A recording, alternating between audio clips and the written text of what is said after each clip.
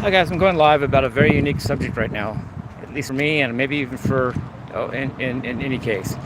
I want to talk about America. Um, Growing up, I was too young to even understand the issues of whether I believed in America or not. I was too young to even know, have an accurate opinion. However, I never had a feeling that the politicians or even the newscasters or whatever on TV really were telling me anything true. Because, first of all, I thought, why would they? It's not in their best interest necessarily. And secondly, how do I know they even know the truth? um, so, so there was that. But I always said the salute to the flag in school because, that's what you're supposed to do. And saying the patriotic songs because you do that too. I wasn't anti-America. I just didn't really trust what I was seeing on TV and didn't know what America was even about. And I was too young to even be expected to have made a decision. Yes, I'm for America, because how would I know that? I can't know that based on what I'm told, because first of all, I don't know that I'm being told the truth, and second of all, I had the feeling I might not be being told the truth. So there's that. So I grew up physically, LOL. And I just went through the motions and thought about things. I've read many conspiracy books from many conspiracy authors. I can quote them like in spades, but I won't do that right now. But in fact, my adoptive dad, which I'm going to stop calling him that eventually, but my dad was a Navy SEAL and also an Illuminati dude. So he was in the world government and protected the U.S. government. So that's interesting. And then I had his character witness, which actually in some ways was good, to be honestly. So then I grew up a little more and thought about things. And I go to my homeowners association meetings every month if I can. And with that, you pay dues for that. That's that thing, homeowners association. And you salute the flag, and I always do. I have no reason not to. And even if I don't believe in it at that moment, there's no reason not to do it. Everyone's doing it, and I'm supposed to do it, and just do it, and that's that. I'm fine with that, no big deal. But I just thought about it today.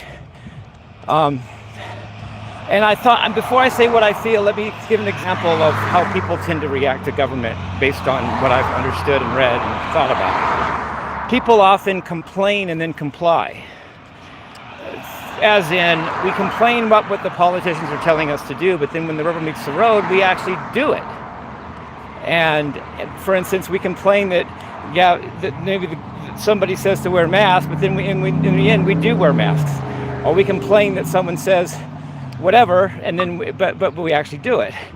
I was always a non-complainer and a non-complier by nature. I was always the guy that didn't complain because it didn't really matter to me that much, and then I wouldn't comply because I saw through it. But I had an interesting a thought today I would like to share with you guys. I'm not pulling punches, why would I? In fact, right now I see an American flag, literally. See that? Let's see if I can get it in the camera. Here, it's hard to get that. See the American flag? I just happened to see that, and I never even noticed that flag, to be honest, really. Well, not at least consciously. But I thought about it today. And I thought about what I'd been thinking about the imperfection of America, and whatever that negative thing is. In other words, we're supposed to be innocent until proven guilty, and yet often we're guilty until proven innocent. And we're supposed to, what else is there? Things like that. Principles we're supposed to go by, but yet don't actually pan out in reality, especially post 9/11 with the Patriot Act and all that. But I had an interesting thought today, and I'm just telling you what I feel and what I'm thinking. I honestly am. I'm going to turn colors. I'm going to turn into the guy that complained and then complied. I'm going to say maybe I did complain a lot, but when the rubber meets the road, this country is the only country, first of all, I feel like is my home. Secondly, it's the only country I feel like I know where I am. It's the only country I've even been in my life, physically. It's the only country where justice even has a chance, even if it doesn't always pan out and work.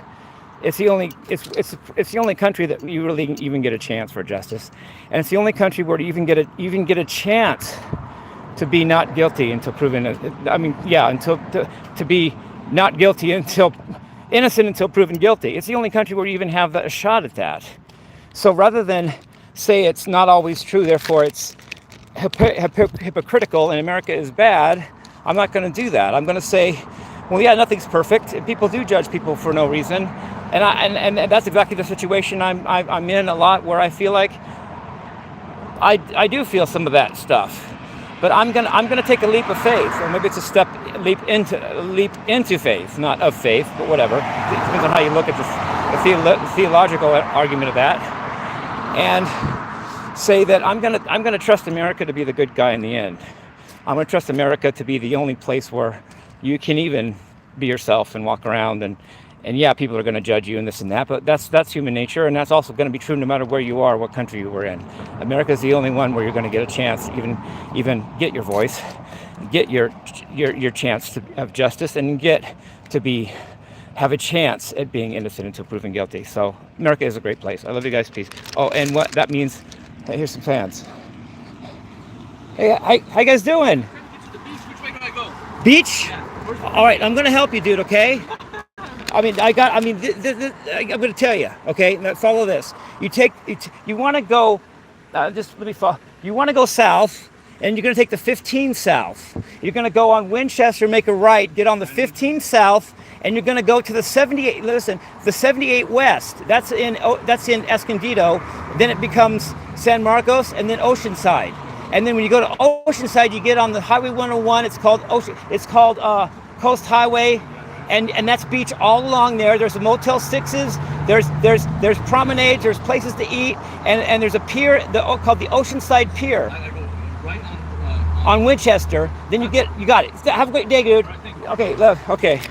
Anyway, I just helped some dude get to the beach, which probably gives away where I am. But not only that, it gives away that I'm a Southern California boy, and I know how to get to the beach from anywhere in California, except maybe Northern California. But I have been through Northern California because I've been to Seattle. I've been to Everett for a couple of weeks because this music friend I had named Marcia, we were hanging out because we met at Guitar Center. We weren't boyfriend girlfriend, but we were like good musical partners, and she was a millionaire heiress too. So we hung out, and then she went off a rocker slightly, and took me on a road trip. Then she just went crazy, or got lost, or both. And ended up driving me north to Northern California, through Oregon, and all the way through Seattle, and then just a half an hour north of Seattle was Everett. And I was afraid of. At the time I wasn't. I was kind of afraid of her a little because I know she. I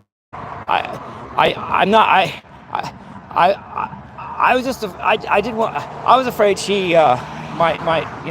I think she was really good at martial arts and this and that, and I didn't want to go toe to toe with her, and so I had to just take my stuff one time, walk away slowly, and never looked back. And I ended up taking a 32-hour bus ride, a Greyhound bus ride home from Everett, Washington.